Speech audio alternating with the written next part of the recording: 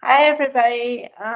Okay, so I wanted to do one video for sure about Dean Butler, as you can tell from the title. Usually I give another title and then I do hashtag, but I just went straight to the point. Okay, so where's okay.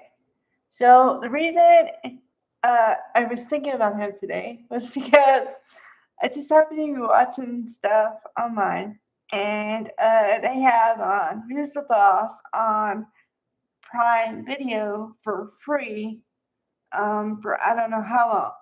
So whenever you find a show that you really like, you should watch it because who knows how long it's going to stay there. Okay, so um, this might be a long video, around 10 minutes, just warning you because I have a lot to say here and I want to give him his fair due. All right. Um, I have to tell you the whole story, so that's what might take some time here. Okay. So I had grown up watching Little House on the Prairie. Now, before you give me any flack, I know it was in 1974, and I was a little girl when I started watching it. I didn't start watching it until 1990 maybe. Because luckily Little House was so popular that it was all over, like it was always on the Hallmark Channel or something. So you could always find episodes. And I don't know if I'm the only one here, but I love a good love story. I always have. So in season 6, when the character of Almanzo was introduced, and I knew it was going to be Laura's husband, I was like, oh. And then I got to look at him, and I was like, whoa. Okay, so he was my first imaginary boyfriend.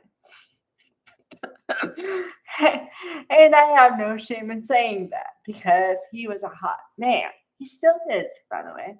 Um, okay, so my introduction was that.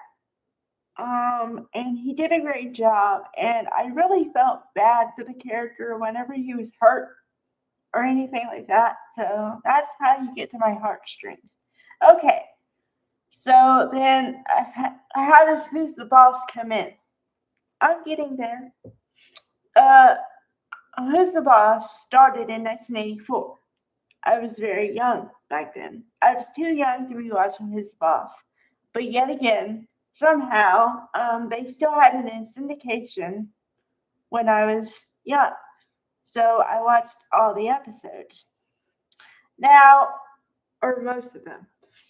Okay, the reason I hadn't thought about Dean Butler in this way for a while was because he made a very well, not even a cameo. He was all in the episode, but it was only once.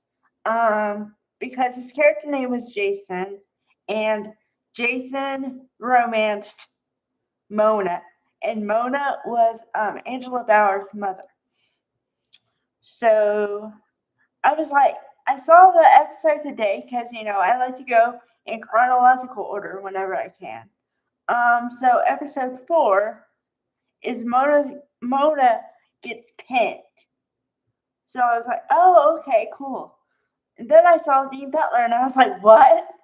What? And then I was like, oh yeah, he was in this, and I my jaw hit the floor, and I was like, oh wow, yeah, okay, wow, that man can act, okay, because you have to understand, he went from Almanzo Wilder, the character that eventually marries Melissa Gilbert's character, Laura Ingalls, obviously, because she's Laura Ingalls Wilder, right? So, okay, he goes from a loyal man to something on Who's the Boss. Oh, man, like, When I say dynamite, I mean dynamite. I was like, wow. I, I was reminded how good of an actor he is.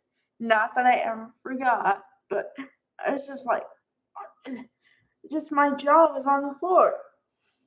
My jaw was on the floor. And then, of course, he gets to act with Judith Light and Tony Danza and, the kids, Alyssa Milano, which is really strange because, okay, so somehow, and this is how my brain works. You're going to get into how my brain works a little bit. Okay, so somehow he got to act with Tony Danza after he was in Taxi. And then also with Judith Light after she was on One Life to Live as Karen. And just wow, wow. Oh wow. So yeah, um, yeah. I mean, and of course he's been in other series, but I, unfortunately or fortunately, haven't watched everything on the planet yet. So I haven't seen everything he's ever been in, but just he has versatility, which is I always talk about, and it's a very key important part to longevity in the business. Okay, if you can go from being one character to the other one and be believable, then you're golden. You know. So all right, bye guys.